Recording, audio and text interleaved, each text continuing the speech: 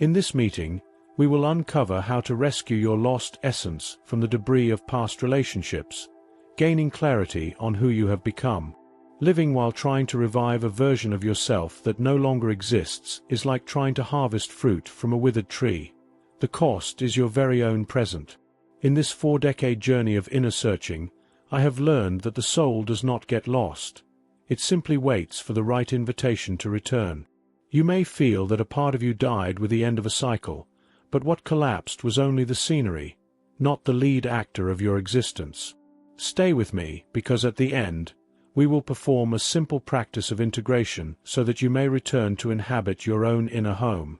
Close the doors to the outside world and allow yourself, for a few moments, to just be here.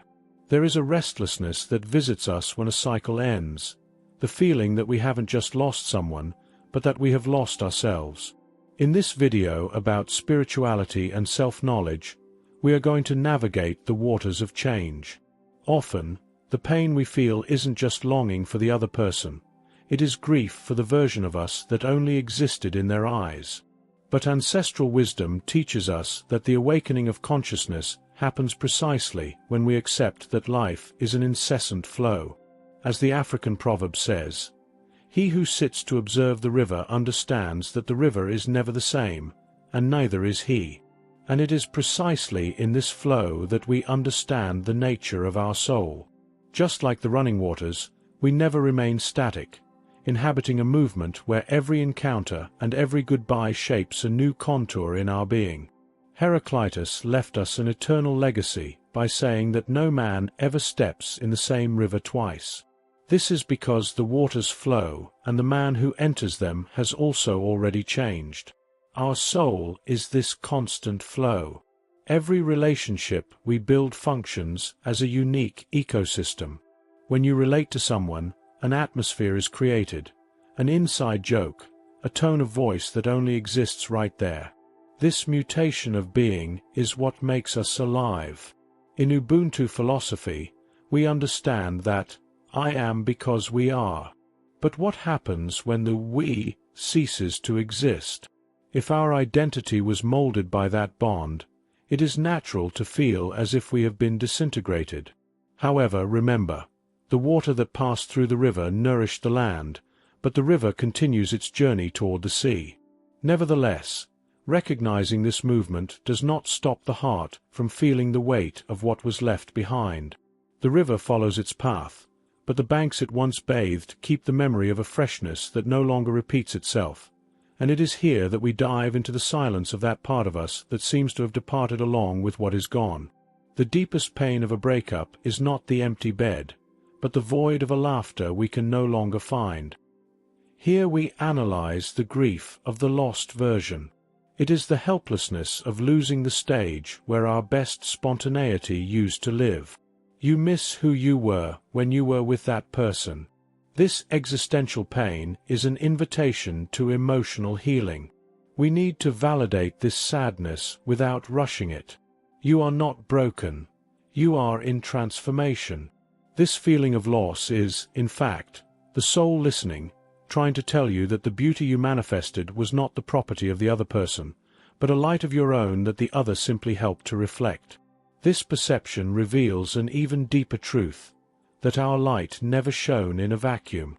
We become who we are through the mirrors that destiny places in our path, building our inner dwelling upon the sacred ground of encounters.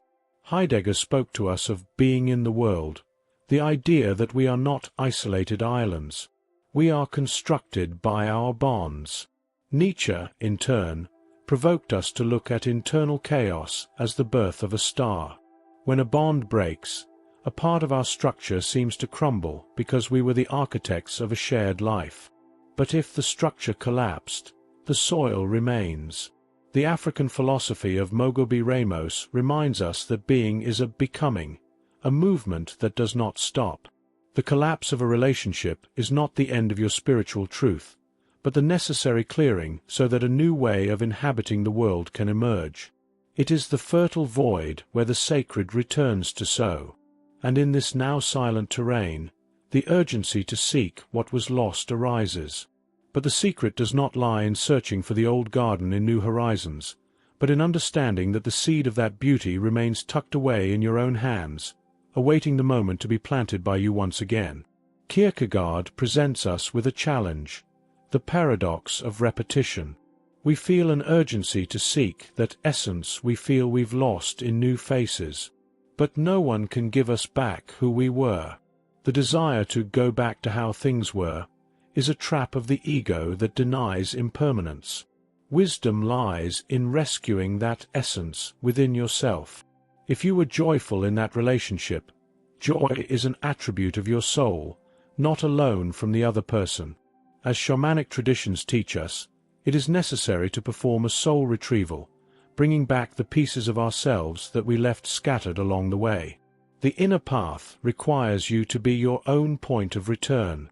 This return is not a regression to the past, but a reunion in the present.